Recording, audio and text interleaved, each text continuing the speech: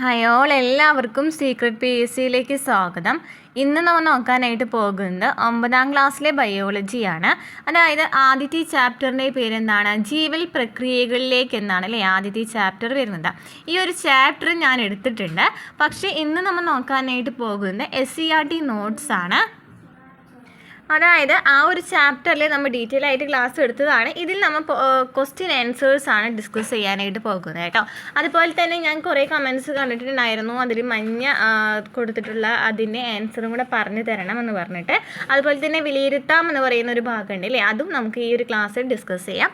അപ്പോൾ ക്ലാസ്സുകൾ ഇഷ്ടപ്പെടാണെന്നുണ്ടെങ്കിൽ സപ്പോർട്ട് ചെയ്യുക. അതുപോലെ തന്നെ നമ്മുടെ ചാനലിൽ SCERT ക്ലാസ്സുകൾ PSC പഠിക്കുന്നവർക്കായിട്ട് ചെയ്യുന്നുണ്ട്. പ്രീവിയസ് ക്വസ്റ്റ്യൻ ആൻസേഴ്സും അതുപോലെ തന്നെ മോഡൽ പേപ്പേഴ്സും ടോപ്പിക് വൈസ് ആയിട്ടുള്ള മോക്ക് ടെസ്റ്റുകളൊക്കെ ചെയ്യുന്നുണ്ട്. പ്ലേലിസ്റ്റ് ചെക്ക് ചെയ്ത് നോക്കുക. അപ്പോൾ ഏതൊക്കെയാണ് വീഡിയോസ് ചെയ്തതെന്ന് കാണാനായിട്ട് സാധിക്കും കേട്ടോ. അപ്പോൾ ക്ലാസ്സിലേക്ക് കിടക്കാം. അപ്പോൾ ഈ ഫസ്റ്റ് ചാപ്റ്റർ വരുന്നത് ജീവൽ പ്രക്രിയകളിലേക്ക് എന്നാണ്. ഈ ഒരു ചാപ്റ്ററിൽ പറയുന്നത് ഏതൊക്കെയാണ്? മെറ്റബോളിസം, പ്രകാശ സംശ്ലേഷണവും പോഷകങ്ങളും, ആന്തര പരിസ്ഥിതിയും സമസ്ഥിതിയും, സസ്യസേവനങ്ങൾ, പ്ലാസ്മ സ്തരവും പദാർത്ഥ വിനിമയവും, സസ്യ സംരക്ഷണം. ഇതൊക്കെയാണ് ഈ ഒരു ചാപ്റ്ററിലെ ടോപ്പിക് എന്ന് പറയുന്നത് അല്ലേ. നമുക്ക് ക്ലാസ്സിലേക്ക് കിടക്കാം. അപ്പോൾ ക്വസ്റ്റ്യൻ ആൻസേഴ്സ് എന്ന് വെച്ചാൽ ഫസ്റ്റ് ക്വസ്റ്റ്യൻ എന്താണ്? ജീവനുള്ളവയുടെ ലക്ഷണങ്ങൾ. ഈ ഒരു ചാപ്റ്റർ നമ്മൾ ഡീറ്റെയിൽ ആയിട്ട് ക്ലാസ് എടുത്തിട്ടുണ്ട് കേട്ടോ. അതിൻ്റെ ലിങ്ക് ഞാൻ ഡിസ്ക്രിപ്ഷനിൽ കൊടുക്കാം. നമുക്ക് ക്വസ്റ്റ്യൻ ആൻസേഴ്സ് മാത്രം, അതിൽ നിന്ന് ചോദിക്കാവുന്ന ക്വസ്റ്റ്യൻസ് മാത്രമാണ് ഇന്നത്തെ ക്ലാസ്സിൽ നമ്മൾ ഡിസ്കസ് ചെയ്യുന്നത്. അപ്പോൾ ഫസ്റ്റ് ക്വസ്റ്റ്യൻ എന്താണ്? ജീവനുള്ളവയുടെ ലക്ഷണങ്ങൾ. ജീവനുണ്ട് എന്ന് കാണിക്കുന്നതിനായിട്ടുള്ള ലക്ഷണങ്ങൾ ഏതൊക്കെയാണ്? ചലനം, പ്രതികരണം, ശ്വസനം, വളർച്ച, പ്രത്യുൽപാദനം തുടങ്ങിയവയാണ് അല്ലേ. ഏതൊക്കെയാണ് ലക്ഷണങ്ങൾ വരുന്നത്? ചലനം അല്ലെ, ചലിക്കൂലേ. അതുപോലെ തന്നെ പ്രതികരണം ഉണ്ടായിരിക്കാം, ശ്വസനം, വളർച്ച, പ്രത്യുൽപാദനം തുടങ്ങിയവയാണ്. നെക്സ്റ്റ് ക്വസ്റ്റ്യൻ, ജീവന്റെ ഘടനാപരവും ജീവധർമ്മപരവുമായ അടിസ്ഥാന ഘടകങ്ങൾ ഏതാണ്? ജീവന്റെ ഘടനാപരവും ജീവധർമ്മപരവുമായ അടിസ്ഥാന ഘടകങ്ങൾ ഏതാണ്? കോശങ്ങളാണ് അല്ലേ, കോശങ്ങളാണ്. ഇനി കേംബ്രിഡ്ജിലെ ഗവേഷകർ ജനിതക എഞ്ചിനീയറിങ്ങിലൂടെ കൃത്രിമമായി നിർമ്മിച്ചത് ഏത് ജീവിയെയാണ്? ഈ ഒരു ക്വസ്റ്റ്യൻ ഉണ്ടല്ലോ, കഴിഞ്ഞ ക്വസ്റ്റ്യൻ പേപ്പറിൽ PSC ക്വസ്റ്റ്യൻ പേപ്പറിൽ കണ്ടിട്ടുണ്ടായിരുന്നു. അപ്പോൾ എന്താണ്? കേംബ്രിഡ്ജിലെ ഗവേഷകർ ജനിതക എഞ്ചിനീയറിങ്ങിലൂടെ കൃത്രിമമായി നിർമ്മിച്ചത് ഏത് ജീവിയെയാണ്?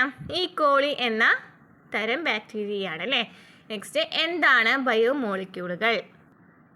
കോശഘടനയ്ക്കും ജീവൽ പ്രക്രിയകൾക്കും ആവശ്യമായ carbohydrate, lipid, protein, nucleic acid എന്നിവയാണ് ബയോമോളിക്യൂളുകൾ. ഇവ ജീവൻ്റെ അടിസ്ഥാന നിർമ്മാണ ഘടകങ്ങളാണ്. അപ്പോൾ ബയോമോളിക്യൂളുകൾ എന്ന് പറയുന്നതാണ് ഏതൊക്കെ? Carbohydrate, lipid, protein, nucleic acid എന്നിവയൊക്കെ എന്താണ്? ബയോമോളിക്യൂൾസ് ആണ്. ഇവ ജീവൻ്റെ അടിസ്ഥാന നിർമ്മാണ ഘടകങ്ങളാണ്. ഇനി ബയോമോളിക്യൂളുകൾക്ക് ഉദാഹരണം, അതായത് ഈ കാർബോഹൈഡ്രേറ്റിന് എക്സാമ്പിൾ എന്താണ്? അതുപോലെ തന്നെ ലിപ്പിഡിന് എക്സാമ്പിൾ എന്താണെന്ന് ചോദിച്ചിരിക്കുന്നത് അല്ലേ. അപ്പോൾ ഏതൊക്കെയാണ് ബയോമോളിക്യൂൾസ് എന്ന് പറഞ്ഞു? കാർബോഹൈഡ്രേറ്റും ലിപ്പിഡും പ്രോട്ടീനും ന്യൂക്ലിക് ആസിഡൊക്കെ എന്ത് തന്നെയാണ്? ബയോമോളിക്യൂളുകളാണ്.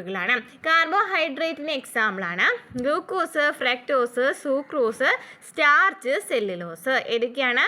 Glucose, fructose, sucrose, starch, cellulose. ഇനി ലിപ്പിഡ് എന്ന് വെച്ചാൽ കൊഴുപ്പുകളും എണ്ണകളുമാണ്. ലിപ്പിഡിന് എക്സാമ്പിൾ ഏതൊക്കെയാണ്? കൊഴുപ്പുകളും എണ്ണകളും. ഇനി പ്രോട്ടീനോ? എൻസൈമുകൾ, ഹോർമോണുകൾ, ആൻറ്റിബോഡികൾ എന്നിവയൊക്കെ എന്താണ്? പ്രോട്ടീനുകളാണ് അല്ലേ. എൻസൈമുകൾ, ഹോർമോണുകൾ, ആൻറ്റിബോഡികൾ എന്നിവ പ്രോട്ടീനാണ്. ഇനി ന്യൂക്ലിക് ആസിഡ് എന്ന് പറയുന്നതോ? ന്യൂക്ലിക് ആസിഡ് DNA, RNA എന്നിവ ന്യൂക്ലിക് ആസിഡാണ്. അപ്പോൾ കാർബോഹൈഡ്രേറ്റ് ആണ് glucose, fructose, sucrose, starch, cellulose. Lipid കൊഴുപ്പുകൾ, എണ്ണകൾ. പ്രോട്ടീൻ, എൻസൈമുകൾ, ഹോർമോണുകൾ, ആൻറ്റിബോഡികൾ. Nucleic acid DNA, RNA. വിറ്റാമിനുകൾ, അമിനോ ആസിഡ്, അതുപോലെ തന്നെ haemoglobin, myoglobin, chlorophyll, lactose, maltose, fatty acid, glycerol, albumin, bilirubin മുതലായവയെല്ലാം എന്ത് തന്നെയാണ്? ബയോമോളിക്യൂളുകളാണ്. അപ്പോൾ ബയോമോളിക്യൂളുകൾക്ക് എക്സാമ്പിൾ പറയുകയാണെന്നുണ്ടെങ്കിൽ കുറേ ഉണ്ട്. ഏതൊക്കെയാണ്? Carbohydrate, lipid, protein, nucleic acid എന്നിവയാണ് പ്രധാനപ്പെട്ട ബയോമോളിക്യൂളുകൾ. അതുപോലെ തന്നെ വിറ്റാമിനുകൾ, amino acid, haemoglobin, myoglobin, chlorophyll, lactose, maltose, fatty acid, glycerol, albumin, bilirubin മുതലായവയൊക്കെ എന്ത് തന്നെയാണ്? ബയോമോളിക്യൂളുകളാണ്. നെക്സ്റ്റ്, എന്താണ് മെറ്റാബോളിസം എന്ന് പറയുന്നത്? എന്താണ് മെറ്റാബോളിസം? ബയോമോളിക്യൂളുകൾ എന്ന നിർമ്മാണ ഘടകങ്ങളും മറ്റു രാസഘടകങ്ങളും ചേർത്ത് നടത്തുന്ന പ്രവർത്തനങ്ങളിലൂടെയാണ് ജീവന്റെ ലക്ഷണങ്ങൾ പ്രകടമാവുന്നത്. എന്താണ് മെറ്റാബോളിസം എന്ന് വെച്ചാൽ? ബയോമോളിക്യൂളുകൾ എന്ന നിർമ്മാണ ഘടകങ്ങളും മറ്റു രാസഘടകങ്ങളും ചേർന്ന് നടത്തുന്ന പ്രവർത്തനങ്ങളിലൂടെയാണ് ജീവന്റെ ലക്ഷണങ്ങൾ പ്രകടമാവുന്നത്. ഇത്തരം പ്രവർത്തനങ്ങൾ ഒന്നാകെ എന്നറിയപ്പെടുന്നു മെറ്റാബോളിസം എന്നറിയപ്പെടുന്നു. അപ്പോൾ ബയോമോളിക്യൂളുകൾ എന്ന നിർമ്മാണ ഘടകങ്ങളും മറ്റു രാസഘടകങ്ങളും ചേർന്ന് നടത്തുന്ന പ്രവർത്തനത്തിലൂടെയാണ് ജീവന്റെ ലക്ഷണങ്ങൾ പ്രകടമാവുന്നത്. ഇത്തരം പ്രവർത്തനങ്ങളെ ഒന്നാക്കിയാണെന്ന് പറയുന്നത് മെറ്റാബോളിസം എന്ന് പറയുന്നത് അല്ലേ. ഈ ബയോമോളിക്യൂളുകൾ വെച്ച് നമ്മൾ പറഞ്ഞല്ലേ, കാർബോഹൈഡ്രേറ്റും പ്രോട്ടീനൊക്കെ ഉണ്ടെന്ന് പറഞ്ഞല്ലേ, ഇവയെല്ലാം ചേർന്ന് പ്രവർത്തിക്കുമ്പോഴാണ് ഒരു ജീവൻ ഉണ്ട് എന്ന് പറയുന്നത് അല്ലേ. ഇത് ഈ പ്രവർത്തനങ്ങളെയാണ് എന്ന് പറയുന്നത് മെറ്റാബോളിസം എന്ന് പറയുന്നത്. മെറ്റാബോളിസത്തിന് എക്സാമ്പിളാണ് പ്രകാശ സംശ്ലേഷണവും കോശശ്വസനവും. ഇതൊക്കെയാണ് പ്രകാശ സംശ്ലേഷണം അതുപോലെ തന്നെ കോശശ്വസനം എന്തിന് എക്സാമ്പിളാണ്? മെറ്റാബോളിസത്തിന് എക്സാമ്പിളാണ്. ക്ലിയർ ആയല്ലോ. ഇനി രണ്ട് തരം മെറ്റാബോളിസം ഉണ്ട് അല്ലേ, രണ്ട് തരം മെറ്റാബോളിസം ഉണ്ട്. ഇതൊക്കെയാണ് അനാബോളിസം അതുപോലെ തന്നെ കറ്റാബോളിസം. അതൊക്കെ നമുക്ക് ബയോമോളിക്യൂളുകളൊക്കെ എന്താണെന്നുള്ളത് നമ്മൾ ഡീറ്റെയിൽ ആയിട്ട് പറഞ്ഞിട്ടുണ്ടായിരുന്നു അല്ലേ, ടെക്സ്റ്റ് ബുക്കിൽ കറക്റ്റായിട്ട് കൊടുത്തിട്ടുണ്ട് അല്ലേ. അതുപോലെ തന്നെ ഇപ്പോൾ നമ്മൾ പഠിക്കുന്ന ഏതാണ്? മെറ്റാബോളിസം ആണ്. ഓക്കെ, അപ്പോൾ ഇതിങ്ങനെ പോയിന്റ് വൈസ് ആയിട്ടാണ് പറയുന്നത് കേട്ടോ. ക്ലാസ്സുകൾ മനസ്സിലാവുന്നുണ്ടെങ്കിൽ സപ്പോർട്ട് ചെയ്യാം. ഇപ്പോൾ രണ്ട് തരം മെറ്റാബോളിസം ഉണ്ടെന്ന് പറഞ്ഞു. ഏതൊക്കെയാണ്? അനാബോളിസവും അതുപോലെ തന്നെ കെറ്റാബോളിസവും. അനാബോളിസം എന്ന് വെച്ചാൽ എന്താണ്? തന്മാത്രകളെ കൂട്ടിച്ചേർക്കുന്ന പ്രവർത്തനങ്ങളെയാണ് അനാബോളിസം എന്ന് പറയുന്നത്. എന്താണ് അനാബോളിസം എന്ന് വെച്ചാൽ? തന്മാത്രകളെ കൂട്ടിച്ചേർക്കുന്ന പ്രവർത്തനങ്ങളെയാണ് അനാബോളിസം എന്ന് പറയുന്നത്. എക്സാമ്പിളാണ് പ്രകാശ സംശ്ലേഷണം വഴി കാർബൺ ഡൈ ഓക്സൈഡും ജലവും ഉപയോഗിച്ച് ഗ്ലൂക്കോസ് നിർമ്മിക്കപ്പെടുന്നത്. അതായത് കൂട്ടിച്ചേർക്കപ്പെടാണ്. അതായത് നമുക്കറിയാം പ്രകാശ സംശ്ലേഷണത്തിൽ നടക്കുന്ന എന്താണ്? കാർബൺ ഡൈ ഓക്സൈഡും അതുപോലെ തന്നെ ജലം അവിടെ ഉപയോഗിക്കുന്നുണ്ട് അല്ലേ. ഇവയെല്ലാം ഉപയോഗിച്ചിട്ട് എന്ത് രൂപപ്പെടുന്നുണ്ട്? കാർബൺ ഏതാണ്? C6H12A6 C6H12O6 എന്ന് പറയുന്നത് എന്താണ്? ഗ്ലൂക്കോസ് ആണ് അല്ലേ. ഇപ്പോൾ ഗ്ലൂക്കോസ് രൂപപ്പെടുന്നുണ്ട് അല്ലേ. അപ്പോൾ ഇതെന്ന് വെച്ചാൽ എന്താണ്? കൂട്ടിച്ചേർക്കപ്പെട്ടിട്ടുള്ളതാണ് അല്ലേ. കൂട്ടിച്ചേർക്കുന്ന തന്മാത്രകളെ കൂട്ടിച്ചേർക്കുന്ന പ്രവർത്തനങ്ങളാണ്. ഇനി നെക്സ്റ്റ് കെറ്റാബോളിസം. എന്താണ് കെറ്റാബോളിസം? തന്മാത്രകളെ വിഘടിപ്പിക്കുന്ന പ്രവർത്തനങ്ങളാണ്. അതായത് പ്രോട്ടീൻ വിഘടനം വഴിയാണ് അമിനോ ആസിഡ് ലഭിക്കുന്നത്. പ്രോട്ടീൻ വിഘടിക്കുമ്പോഴാണ് എന്ത് ലഭിക്കുന്നത്? അമിനോ ആസിഡ് ലഭിക്കുന്നത്. അപ്പോൾ എന്താണ്? ഒരു വിഘടന പ്രവർത്തനമാണ് അല്ലേ. അപ്പോൾ തന്മാത്രകളെ വിഘടിപ്പിക്കുന്ന പ്രവർത്തനങ്ങളെയാണ് കെറ്റാബോളിസം എന്ന് പറയുന്നത്. അപ്പോൾ രണ്ട് തരം മെറ്റാബോളിസം ഉണ്ട്, അനാബോളിസം ഉണ്ട്, കെറ്റാബോളിസം ഉണ്ട്. അനാബോളിസം എന്ന് വെച്ചാൽ തന്മാത്രകളെ കൂട്ടിച്ചേർക്കുന്ന പ്രവർത്തനങ്ങളാണ്.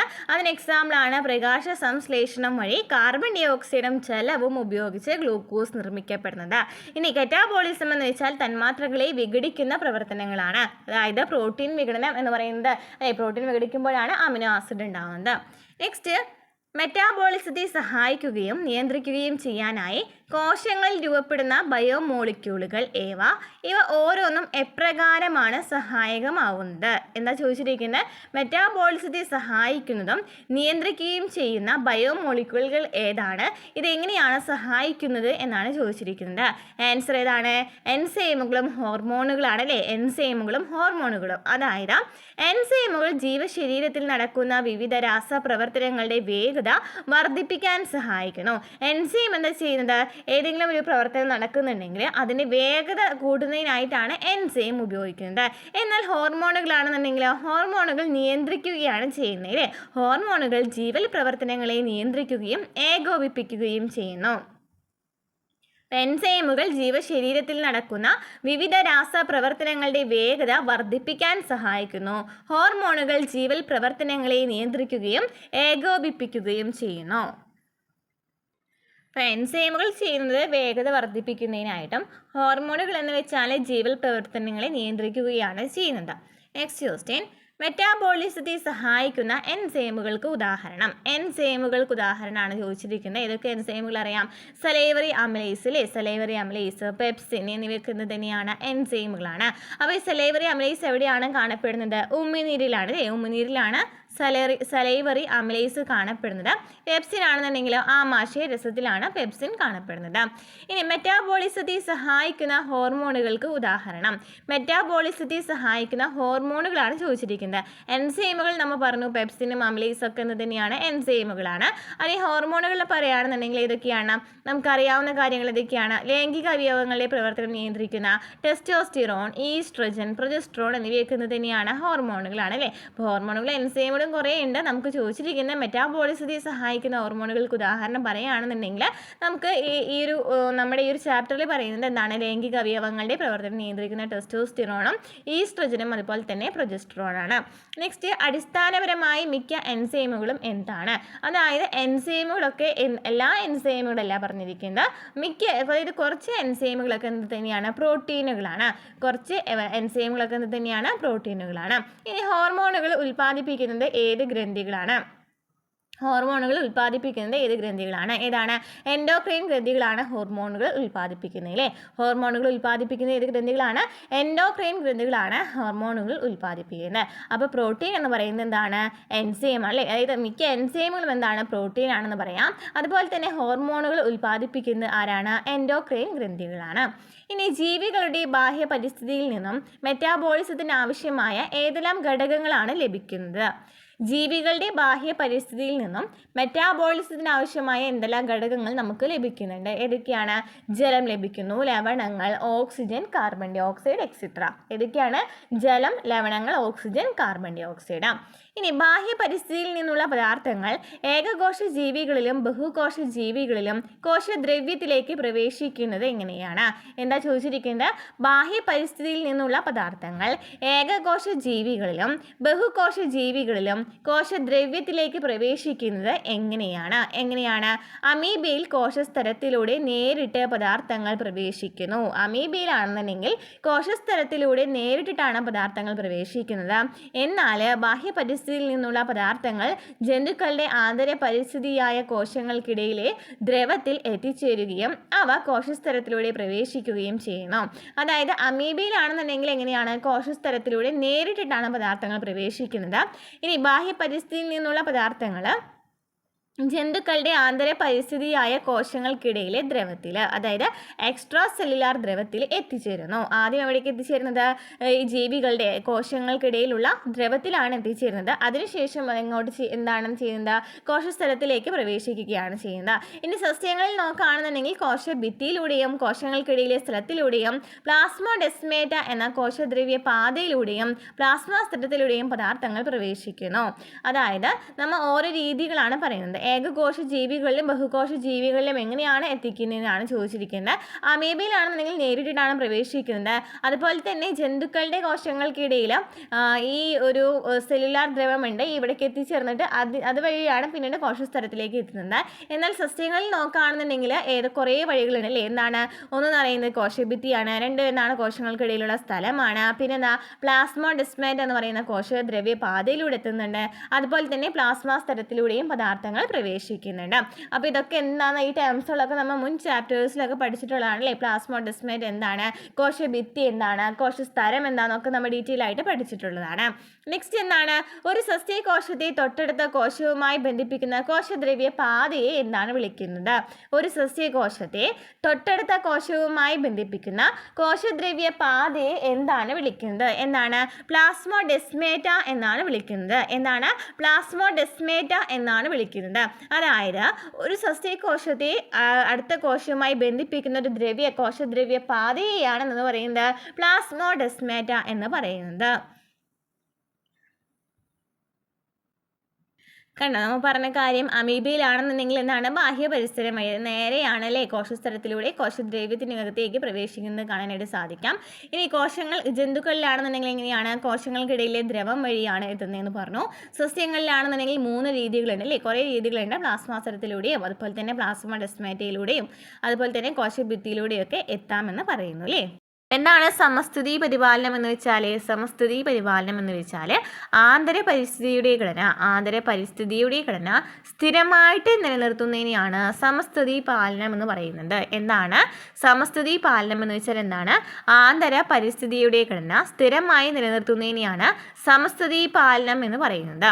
ഇനി നെക്സ്റ്റ് ക്വസ്റ്റ്യൻ, പദാർത്ഥ വിനിമയം നടക്കുന്ന കോശസ്തരത്തെ അല്ലെങ്കിൽ പ്ലാസ്മ സ്ഥലത്തെ വർണ്ണധാര്യ സ്ഥലം എന്ന് പറയാൻ കാരണം എന്താണ്? ഈ ഒരു ക്വസ്റ്റ്യൻ എവിടെയെങ്കിലും കണ്ടിട്ടുണ്ടോ?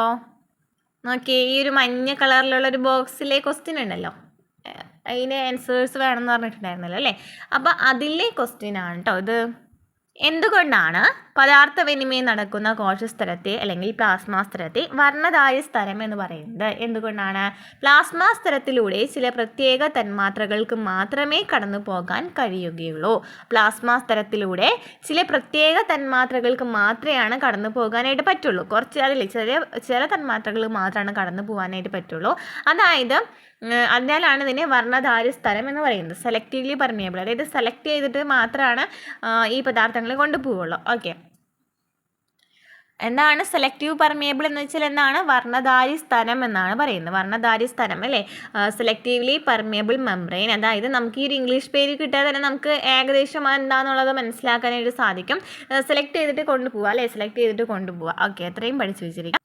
അപ്പോൾ ഇങ്ങനെ പ്ലാസ്മ സ്ഥലത്തിലൂടെ ചില പ്രത്യേക തന്മാത്രകൾക്ക് മാത്രമേ കടന്നു പോകാൻ കഴിയുള്ളൂ. അതിനാലാണ് ഈ പ്ലാസ്മ സ്ഥലത്തെയൊക്കെ വർണ്ണധാര്യ സ്ഥലം എന്ന് പറയുന്നത്. നെക്സ്റ്റ്, കോശസ്തരത്തിലെ മുഖ്യ ഘടകങ്ങൾ ഏതൊക്കെയാണ്? ഫോസ്ഫോലിപ്പിഡ് പാളികൾ, പ്രോട്ടീനുകൾ. ഏതൊക്കെയാണ്? ഫോസ്ഫോലിപ്പിഡ് പാളികൾ, പ്രോട്ടീനുകൾ എന്നിവ കോശസ്തരത്തിലെ മുഖ്യ ഘടകങ്ങളാണ്. ഫോസ്ഫോലിപ്പിഡ് പാളികൾ, പ്രോട്ടീനുകൾ. നെക്സ്റ്റ് ക്വസ്റ്റ്യൻ, കോശസ്തരത്തിലൂടെയുള്ള പദാർത്ഥ വിനിമയത്തിന് സഹായകമായ പ്രക്രിയകൾ. കോശസ്തരത്തിലൂടെയുള്ള പദാർത്ഥ വിനിമയത്തിന് സഹായിക്കുന്ന പ്രക്രിയകൾ ഏതൊക്കെയാണ്? പദാർത്ഥ വിനിമയത്തിന് സഹായിക്കുന്ന പ്രക്രിയകൾ? ഓസ്മോസിസ്, ഡിഫ്യൂഷൻ, ഫെസിലിറ്റേറ്റഡ് ഡിഫ്യൂഷൻ, പിന്നെ ആക്റ്റീവ് ട്രാൻസ്പോർട്ട്. ഏതൊക്കെയാണ്? Osmosis, diffusion, facilitated diffusion, active transport. കോശസ്തരത്തിലൂടെയുള്ള പദാർത്ഥ വിനിമയത്തിന് സഹായിക്കുന്ന പ്രക്രിയകളാണ് osmosis, diffusion, facilitated diffusion, active transport. ഇനി എന്താണ് ഓസ്മോസിസ്? ഓസ്മോസിസ് എന്ന് വെച്ചാൽ എന്താണ്? ജലതന്മാത്രകൾ അവയുടെ ഗാഢത കൂടിയ ഭാഗത്തു നിന്നും കുറഞ്ഞ ഭാഗത്തേക്ക് അർദ്ധധാര്യ സ്ഥലത്തിലൂടെ സഞ്ചരിക്കുന്ന പ്രക്രിയയാണ് ഓസ്മോസിസ് എന്ന് പറയുന്നത്. ഓസ്മോസിസ് എന്ന് വെച്ചാൽ എന്താണ്? ജലതന്മാത്രകൾ അവയുടെ ഗാഢത കൂടിയ ഭാഗത്തു നിന്നും കുറഞ്ഞ ഭാഗത്തേക്ക് അർദ്ധധാര്യ സ്ഥലത്തിലൂടെ സഞ്ചരിക്കുന്ന പ്രക്രിയയാണ് ഓസ്മോസിസ് എന്ന് പറയുന്നത്. ഇതിന് എന്താവശ്യമില്ല? ഊർജം ആവശ്യമില്ല. ഇനി ഉപ്പുവെള്ളത്തിലിടുന്ന കോശങ്ങൾ ചുരുങ്ങിപ്പോകുന്നതിന് കാരണം എന്താണ്? ശുദ്ധജലത്തിലിടുന്ന ഉണക്കമുന്തിരി വീർത്തി വരുന്നതിനും കാരണം ചോദിച്ചിട്ടുണ്ട്. അപ്പോൾ ഓസ്മോസിസ് ആണ്. അപ്പോൾ ഓസ്മോസിസിന് എക്സാമ്പിൾ ലിസ്റ്റിൽ എന്താണ്? ഉപ്പുവെള്ളത്തിലിടുന്ന കോശങ്ങൾ ചുരുങ്ങിപ്പോകുന്നതും അതുപോലെ തന്നെ ശുദ്ധജലത്തിലിടുന്ന ഉണക്കമുന്തിരി വീർത്തി വരുന്നതൊക്കെ എന്താണ്? ഓസ്മോസിസിന് എക്സാമ്പിളാണ്. അതായത് ഉപ്പുവെള്ളത്തിലാണെന്നുണ്ടെങ്കിൽ എന്താണ് നടക്കുന്നത്? എക്സോസ്മോസിസ് ആണ് നടക്കുന്നത്. എന്താണ്? ഉപ്പുവെള്ളത്തിലിടുന്ന കോശങ്ങൾ ചുരുങ്ങിപ്പോകാണ്. അതായത് അവിടെ എന്താ സംഭവിക്കുന്നത്? വെള്ളം ചുരുങ്ങി പോകുന്നതെന്ന് വെച്ചാൽ അതിനുള്ളിലെ വെള്ളം പുറത്തേക്ക് പോവുകയാണ് ചെയ്യുന്നത് അല്ലേ? കോശങ്ങളിൽ നിന്നും ചില തന്മാത്രകൾ ഉപ്പുവെള്ളത്തിലേക്ക് പോകുകയാണ് ചെയ്യുന്നത്. അതാണ് എക്സോസ്മോസിസ് എന്ന് പറയുന്നത്. ഇനി എൻഡോസ്മോസിസ് എന്ന് വെച്ചാൽ ഉണക്കമുന്തിരിയുടെ കേസ് പറയുകയാണെന്നുണ്ടെങ്കിൽ എന്താ ചെയ്യുന്നത്? വീർക്കാണ് ചെയ്യുന്നത്. അതായത് ജലം ഉള്ളിലേക്ക് കിടക്കുകയാണ് ചെയ്യുന്നത് അല്ലേ? ഉണക്കമുന്തിരിയിലെ കോശങ്ങൾക്കുള്ളിലേക്ക് ജലതന്മാത്രകൾ പ്രവേശിക്കുന്നു. നെക്സ്റ്റ്, എന്താണ് ഡിഫ്യൂഷൻ? തന്മാത്രകൾ അവയുടെ ഗാഢത കൂടിയ ഭാഗത്തു നിന്നും കുറഞ്ഞ ഭാഗത്തേക്ക് വ്യാപിക്കുന്ന പ്രക്രിയയാണ് ഡിഫ്യൂഷൻ. നമ്മൾ നേരത്തെ എന്താ പറയുന്നത്? ഓസ്മോസിസ് എന്ന് വെച്ചാൽ എന്താണ്? ജലതന്മാത്രകൾ ഗാഢത കൂടിയ ഭാഗത്തു നിന്നും കുറഞ്ഞ ഭാഗത്തേക്ക് അർദ്ധധാര്യ സ്ഥലത്തിലൂടെ സഞ്ചരിക്കുന്ന പ്രക്രിയയാണ് ഓസ്മോസിസ് എന്ന് പറയുന്നത്. എന്നാൽ ഡിഫ്യൂഷൻ എന്ന് വെച്ചാൽ എന്താണ്? വ്യാപിക്കുകയാണ് അല്ലേ? തന്മാത്രകൾ അവയുടെ ഗാഢത കൂടിയ ഭാഗത്തു നിന്നും കുറഞ്ഞ ഭാഗത്തേക്ക് വ്യാപിക്കുന്ന പ്രക്രിയയാണ് ഡിഫ്യൂഷൻ എന്ന് പറയുന്നത്. ഇതിനും ഊർജ്ജം ആവശ്യമില്ല. അർദ്ധധാര്യ സ്ഥലത്തിലൂടെ അല്ലാതെയും ഡിഫ്യൂഷൻ നടക്കാം. നമ്മൾ നേരത്തെ പറഞ്ഞു ഓസ്മോസിസിലാണെന്നുണ്ടെങ്കിൽ എന്താണ്? അർദ്ധധാര്യ സ്ഥലത്തിലൂടെ മാത്രമാണ് നടക്കുന്നത്. എന്നാൽ ഡിഫ്യൂഷൻ ആണെന്നുണ്ടെങ്കിൽ അർദ്ധധാര്യ സ്ഥലത്തിലൂടെ അല്ലാതെയും ഡിഫ്യൂഷൻ നടക്കും.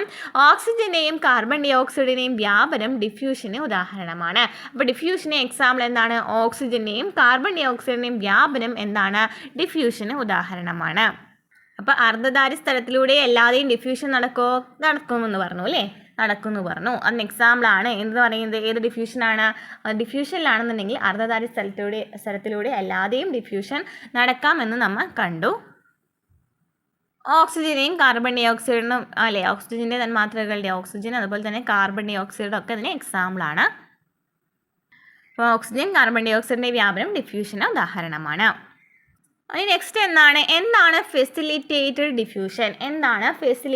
ഡിഫ്യൂഷൻ? എന്താണ് തന്മാത്രകളോ അയോണുകളോ പ്ലാസ്മ സ്തരത്തിലെ ചില പ്രോട്ടീനുകളുടെ സഹായത്തോടെ അവയുടെ ഗാഢത കൂടിയ ഭാഗത്തു നിന്നും കുറഞ്ഞ ഭാഗത്തേക്ക് വ്യാപിക്കുന്ന പ്രക്രിയയാണ് ഫെസിലിറ്റേറ്റഡ് ഡിഫ്യൂഷൻ. ഇതിന് ഊർജ്ജം ആവശ്യമില്ല. അപ്പോൾ ഇവിടെയും എന്ത് തന്നെയാണ്? ഗാഢത കൂടിയ ഭാഗത്തു നിന്നും കുറഞ്ഞ ഭാഗത്തേക്ക് തന്നെയാണ് പോകുന്നില്ലേ. പക്ഷെ ഇവിടെ എങ്ങനെയാണ്? തന്മാത്രകളോ അയോണുകളോ പ്ലാസ്മ സ്തരത്തിലെ ചില പ്രോട്ടീനുകളുടെ സഹായത്താൽ ഏതാണ്? ചില പ്രോട്ടീൻസ്, അതായത് വാഹക പ്രോട്ടീനോ ചാനൽ പ്രോട്ടീൻ എന്നൊക്കെ പറയുന്ന 2 പ്രോട്ടീൻസ് ഉണ്ട്. ഈ 2 പ്രോട്ടീനുകളുടെ സഹായത്തോട് കൂടിയിട്ടാണ് ഗാഢത കൂടിയ ഭാഗത്ത് നിന്ന് കുറഞ്ഞ ഭാഗത്തേക്ക് പോകുന്നത്. ഇതിനെയാണ് ഫെസിലിറ്റേറ്റഡ് ഡിഫ്യൂഷൻ എന്ന് പറയുന്നത്. ഇതിനും ഊർജ്ജം ആവശ്യമില്ല. ഗ്ലൂക്കോസ് തന്മാത്രകളുടെ വ്യാപനം ഫെസിലിറ്റേറ്റഡ് ഡിഫ്യൂഷന് എക്സാമ്പിളാണ്. അപ്പോൾ ഫെസിലിറ്റേറ്റഡ് ഡിഫ്യൂഷൻ എക്സാമ്പിൾ ചോദിക്കുകയാണെങ്കിൽ എന്താണ്? ഗ്ലൂക്കോസ് തന്മാത്രകളാണ്. ഡിഫ്യൂഷന് ചോദിക്കുകയാണെങ്കിൽ കാർബൺ ഡൈ ഓക്സൈഡും ഓക്സിജൻ്റെയും വ്യാപനമാണ്. ഓസ്മോസിസ് എന്ന് പറയുന്നത് ഉപ്പുവെള്ളത്തിൽ എന്തെങ്കിലും ഇടാണെങ്കിൽ, ഇപ്പോൾ മാങ്ങ എന്തെങ്കിലുമൊക്കെ ഇടാണെന്നുണ്ടെങ്കിൽ കോശങ്ങൾ ചുരുങ്ങി പോകുന്നുണ്ടല്ലോ, ഇപ്പോൾ മാങ്ങ ചുരുങ്ങി പോകുന്നുണ്ടല്ലോ. അതുപോലെ തന്നെ ശുദ്ധജലത്തിൽ സാധാ വെള്ളത്തിൽ ഇടാണെന്നുണ്ടെങ്കിൽ ഉണക്കമുന്തിരി ആണെന്നുണ്ടെങ്കിൽ എന്താണ്? വീർത്ത് വരുന്നുണ്ടല്ലോ. അതൊക്കെ എന്താണ്? ഓസ്മോസിസിന് എക്സാമ്പിളാണ്. ഇനി എന്താണ് ആക്റ്റീവ് ട്രാൻസ്പോർട്ട്? ആക്റ്റീവ് ട്രാൻസ്പോർട്ട് എന്ന് വെച്ചാൽ ഗാഢതാ ക്രമത്തിന് വിപരീതമായി, അതായത് നമ്മൾ നേരത്തെ പറഞ്ഞത് ബാക്കി ഓസ്മോസിസ് ആണെന്നുണ്ടെങ്കിലും അതുപോലെ തന്നെ എന്താണ് ഇത് നമ്മൾ പറഞ്ഞത് ഈ ഫെസിലിറ്റേറ്റഡ് ഡിഫ്യൂഷൻ ആണെന്നുണ്ടെങ്കിലൊക്കെ നമ്മൾ എന്താ പറഞ്ഞത്? ഗാഢത കൂടിയ ഭാഗത്ത് നിന്നും കുറഞ്ഞ ഭാഗത്തേക്കാണ് പോകുന്നതെന്ന് പറഞ്ഞു അല്ലേ. എന്നാൽ ആക്റ്റീവ് ട്രാൻസ്പോർട്ട് എന്ന് വെച്ചാൽ ഗാഢത ക്രമത്തിന് വിപരീതമായി, അതായത് ഗാഢത കുറഞ്ഞ ഭാഗത്ത് നിന്നും കൂടിയ ഭാഗത്തേക്ക് ATPയിലെ ഊർജ്ജം ഉപയോഗിച്ച് ചില വാഹക പ്രോട്ടീനുകളുടെ സഹായത്തോടെ നടക്കുന്ന പദാർത്ഥ വിനിമയ പ്രക്രിയയാണ് ആക്റ്റീവ് ട്രാൻസ്പോർട്ട്. എന്നാണ്? ATPയിലെ ഊർജ്ജം ഉപയോഗിച്ച് ചില വാഹക പ്രോട്ടീനുകളുടെ സഹായത്തോടെ നടക്കുന്ന പദാർത്ഥ വിനിമയ പ്രക്രിയയാണ് ആക്റ്റീവ് ട്രാൻസ്പോർട്ട്. ഇതിലൂടെ ആവശ്യമുള്ള ലവണങ്ങൾ കോശങ്ങളിലെത്തുന്നു. അപ്പോൾ ഗാഢത കുറഞ്ഞ ഭാഗത്തു നിന്നും കൂടിയ ഭാഗത്തേക്കാണ്. അതുപോലെ തന്നെ ഇവിടെ ATPയിൽ ഊർജ്ജം ഉപയോഗിക്കുന്നുണ്ട്. അതുപോലെ തന്നെ ഊർജ്ജം മറ്റേ ബാക്കി 3 പ്രോസസ്സിനും എന്താ ആവശ്യമില്ല? ഊർജ്ജം ആവശ്യമുണ്ടായിരുന്നില്ല. ഇവിടെ ഊർജ്ജം ആവശ്യമുണ്ട്. അതുപോലെ തന്നെ പ്രോട്ടീനുകളുടെ സഹായം വേണം അല്ലേ. ഇതിലൂടെയാണ് ആവശ്യമുള്ള ലവണങ്ങൾ കോശങ്ങളിലെത്തുന്നത്. നെക്സ്റ്റ്, മെറ്റാബോളിസത്തിന് വേണ്ട ബയോമോളിക്യൂളുകൾ ലഭ്യമാവുന്നത് എങ്ങനെയാണ്? ബയോമോളിക്യൂളുകൾ പ്രധാനമായും പ്രകാശ സംശ്ലേഷണത്തിലൂടെ സസ്യങ്ങളാണ് നിർമ്മിക്കുന്നത്.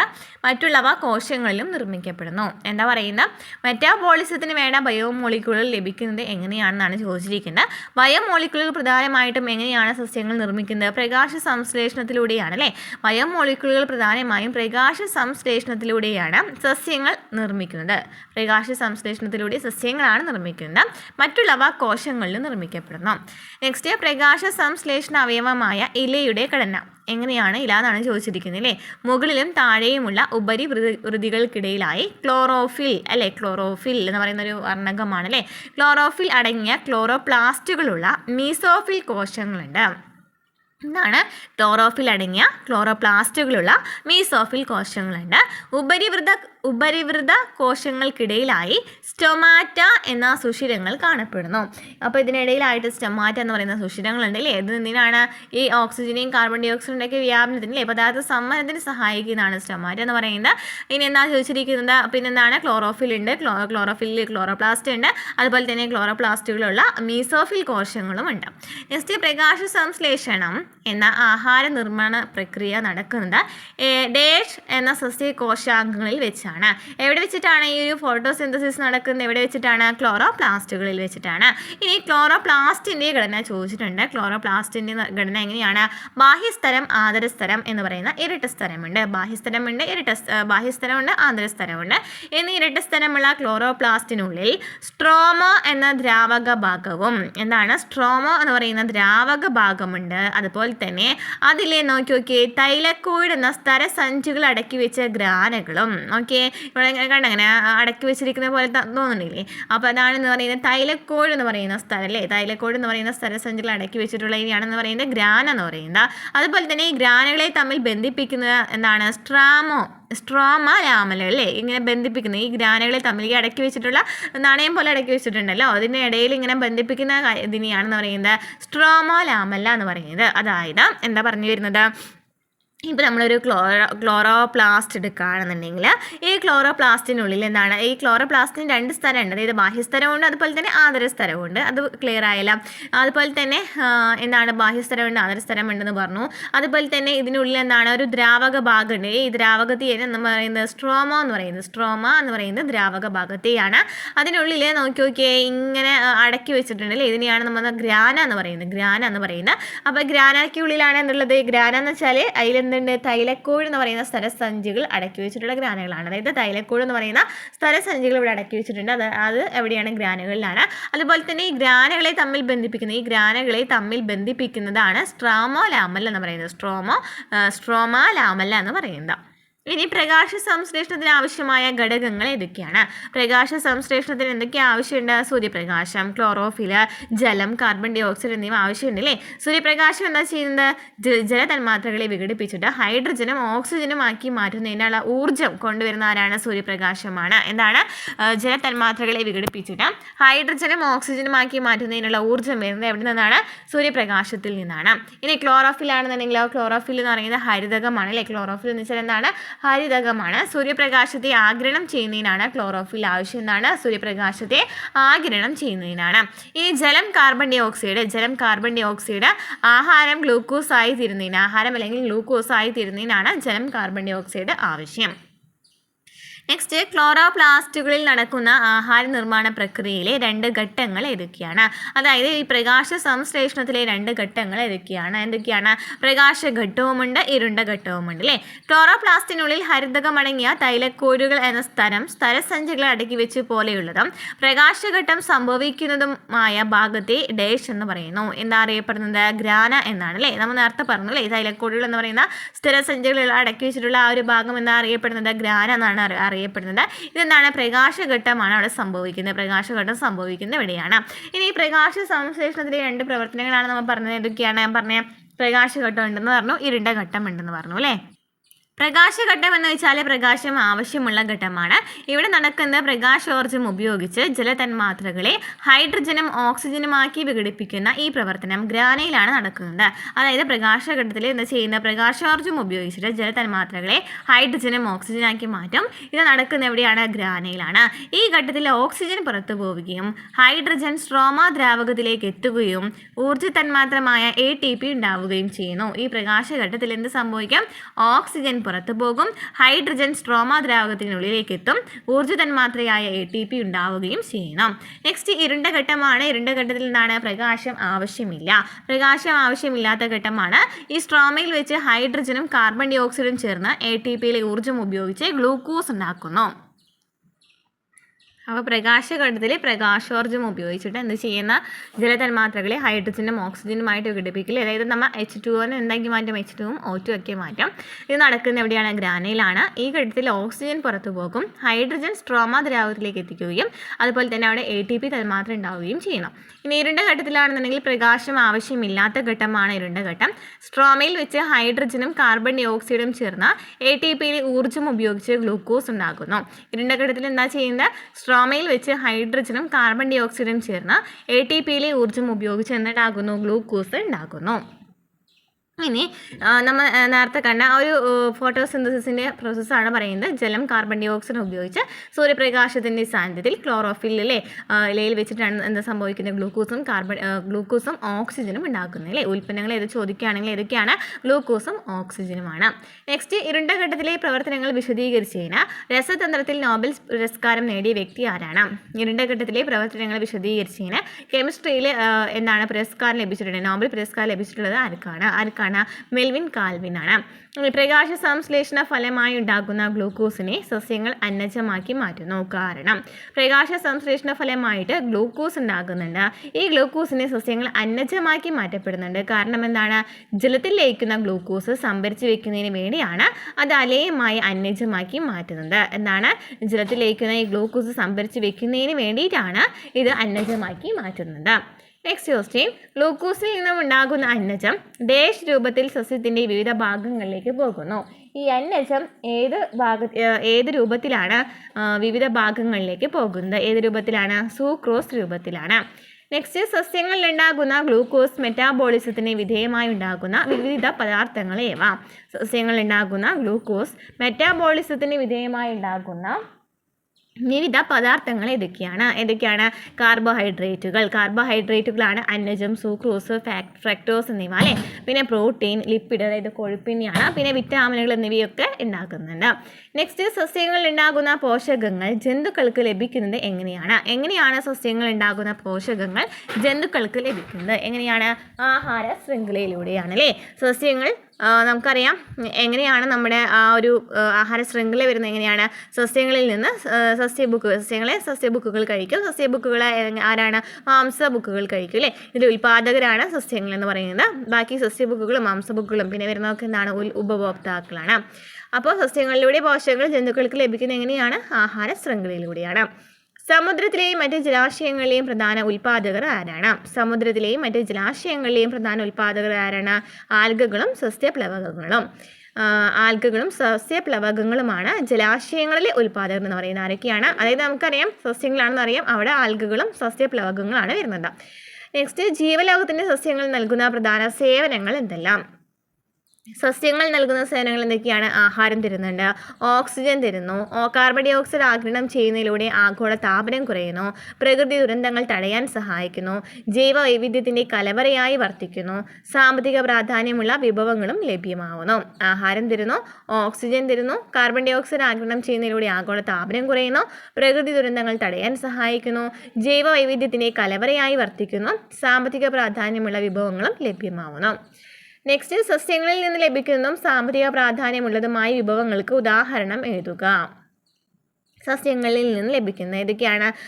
തുളസി, അതുപോലെ തന്നെ പ്രാധാന്യമുള്ള വിഭവങ്ങളാണ് ചോദിച്ചിരിക്കുന്നത്. തുളസി, കറ്റർവാഴ പോലെയുള്ള ഔഷധങ്ങൾ, കാപ്പി, തേയില പോലെയുള്ള പാനീയങ്ങൾ, വേപ്പ്, വെളുത്തുള്ളി പോലെയുള്ള ജൈവ കീടനാശിനികൾ, റബ്ബർ, ലാറ്റക്സ് എന്നിവയൊക്കെ എക്സാമ്പിളാണ്. കണ്ടൽക്കാടുകളുടെ പാരിസ്ഥിതിക പ്രാധാന്യം എന്താണ്? കണ്ടൽക്കാടുകൾ എന്താണ് ആവശ്യം? കണ്ടൽക്കാടുകൾ ജൈവ വൈവിധ്യത്തിൻ്റെ കലവറയാണ്. കണ്ടൽക്കാട് മത്സ്യസമ്പത്തിൻ്റെ ഉറവിടമാണ്. തീരപ്രദേശത്തിൻ്റെ മണ്ണ് സംരക്ഷകരാണ്. അതുപോലെ തന്നെ കാർബൺ ഡൈ ഓക്സൈഡ് ആഗിരണം ചെയ്യുന്നതിലൂടെ ആഗോള താപനം കുറയ്ക്കുന്നുണ്ട്. അതുപോലെ സുനാമിയെയും തടയുന്നുണ്ട്. അപ്പോൾ കണ്ടൽക്കാടുകളുടെ പ്രാധാന്യം PSCയിൽ ചോദിച്ചിട്ടുണ്ട്. ജൈവ വൈവിധ്യത്തിൻ്റെ കലവറയാണ്, മത്സ്യസമ്പത്തിൻ്റെ ഉറവിടമാണ്, തീരപ്രദേശത്തിൻ്റെ മണ്ണ് സംരക്ഷകരാണ്. അതുപോലെ തന്നെ കാർബൺ ഡൈ ഓക്സൈഡ് ആഗിരണം ചെയ്യുന്നതിലൂടെ ആഗോള താപനം കുറയ്ക്കുന്നു, സുനാമിയെ തടയുന്നു. കണ്ടൽക്കാടുകളുടെ പാരിസ്ഥിതിക പ്രാധാന്യത്തെക്കുറിച്ച് നമ്മെ ബോധ്യപ്പെടുത്തിയ കേരളീയനായ പരിസ്ഥിതി പ്രവർത്തകരാരാണ്? കണ്ടൽക്കാടുകളുടെ പാരിസ്ഥിതിക പ്രാധാന്യത്തെക്കുറിച്ച് നമ്മളെ ബോധ്യപ്പെടുത്തിയിട്ടുള്ള കേരളീയൻ ചോദിച്ചാൽ ആരാണ്? കല്ലൻ പൊക്കുടനാണ്. കല്ലൻ പൊക്കുടൻ. ഓക്കെ, അപ്പോൾ ഇത്രയും മനസ്സിലായല്ലോ. നമ്മുടെ ഒരു സബ്ജക്റ്റ് ആ ചാപ്റ്ററിലുള്ള എല്ലാ ക്വസ്റ്റ്യൻസും ആൻസേഴ്സും നമ്മൾ പറഞ്ഞിട്ടുണ്ട്. ഇത് നമുക്ക് വിലയിരുത്താമെന്ന് പറയുന്ന ഒരു ഭാഗത്തിലേക്ക് കിടക്കാം. പച്ചമുട്ടയുടെയും പുഴുങ്ങിയ മുട്ടയുടെയും ബാഹ്യസ്ഥലത്തെ ചുവടെ കൊടുത്തിരിക്കുന്ന സൂചകങ്ങൾ ഉപയോഗിച്ച് താരതമ്യം ചെയ്യുക. ടാര്യ സ്വഭാവം, ഓസ്മോസിസിൻ്റെ സാധ്യത, ആക്റ്റീവ് ട്രാൻസ്പോർട്ടിൻ്റെ സാധ്യത. എങ്ങനെയാണ്? തന്മാത്രാ സ്വഭാവം നോക്കുകയാണെങ്കിൽ പച്ചമുട്ടയുടെ സ്ഥലം എന്ന് പറയുന്നത് സജീവവും മഴക്കവുമുള്ളതാണ്. എന്നാൽ പുഴുങ്ങുമ്പോൾ സ്ഥലത്തിലെ പ്രോട്ടീനുകൾക്ക് മാറ്റം സംഭവിക്കുകയും അത് ദൃഢമാവുകയും ചെയ്യുന്നു. നെക്സ്റ്റ്, ഓസ്മോസിസിനുള്ള സാധ്യത. പച്ചമുട്ടയുടെ സ്ഥലം ഒരു അർദ്ധധാരി സ്ഥലമായി പ്രവർത്തിക്കുന്നതിനാൽ ഓസ്മോസിസ് നടക്കും. എന്നാൽ പുഴുങ്ങിയ മുട്ടയിൽ സ്ഥലത്തിൻ്റെ ഈ സവിശേഷത നഷ്ടപ്പെടുന്നതിനാൽ അവിടെ ഓസ്മോസിസ് സാധ്യമല്ല. ആക്റ്റീവ് ട്രാൻസ്പോർട്ടിൻ്റെ സാധ്യത. ഇത് സജീവമായ കോശങ്ങളിൽ മാത്രം നടക്കുന്ന പ്രക്രിയയാണ്. പച്ചമുട്ടയിൽ ഇതിനുള്ള സാധ്യതയുണ്ടെങ്കിലും പുഴുങ്ങിയ മുട്ടയിൽ ജീവൽ പ്രവർത്തനങ്ങൾ ഇല്ലാത്തതിനാൽ ഇത് നടക്കില്ല. Next question. പ്രകാശ സംശ്ലേഷണത്തിൽ ഓക്സിജൻ പുറന്തള്ളപ്പെടുന്നത് എങ്ങനെയെന്ന ചോദ്യത്തിന് ഒരു കുട്ടി എഴുതിയ ഉത്തരം ചൂടി നൽകിയിരിക്കുന്നു. അത് വിലയിരുത്തി അഭിപ്രായം രേഖപ്പെടുത്തുക. കാർബൺ ഡൈ ഓക്സൈഡും ജലവുമാണ് പ്രകാശ സംശ്ലേഷണത്തിന് അസംസ്കൃത വസ്തുക്കൾ. അവ രണ്ടും വിഘടിച്ച് ഓക്സിജൻ പുറന്തള്ളപ്പെടുന്നു. പറഞ്ഞത് ശരിയാണോ? തെറ്റാണ് അല്ലേ? കാരണം എന്താണ്? പ്രകാശ സംശ്ലേഷണത്തിൽ ജലം വിഘടിച്ചിട്ടാണ് ഓക്സിജൻ പുറത്തു വിടുന്നത് അല്ലേ? ഇവിടെ പറഞ്ഞിരിക്കുന്നത് കാർബൺ ഡൈ ഓക്സൈഡും ജലവുമാണ് അസംസ്കൃത വസ്തുക്കൾ. ഇവ വിഘടിച്ചിട്ട് ഓക്സിജൻ പുറന്തള്ളുന്നു എന്നാണ് പറഞ്ഞിരിക്കുന്നത്. നമുക്കറിയാം ജലമല്ലേ, ജലം വിഘടിച്ചിട്ടാണ് ഓക്സിജൻ പുറത്തു വിടുന്നത്, കാർബൺ ഡൈ ഓക്സൈഡ് വിഘടിക്കുന്നില്ല. നെക്സ്റ്റ് ക്വസ്റ്റ്യൻ എന്താണ്? പ്രകാശ സംശ്ലേഷണം ആത്യന്തികമായി അനാബോളിസം ആണെങ്കിലും അതിൽ കെറ്റാബോളിസവും ഉൾപ്പെട്ടിരിക്കുന്നു. ഈ പ്രസ്താവന വിശകലനം ചെയ്യുക.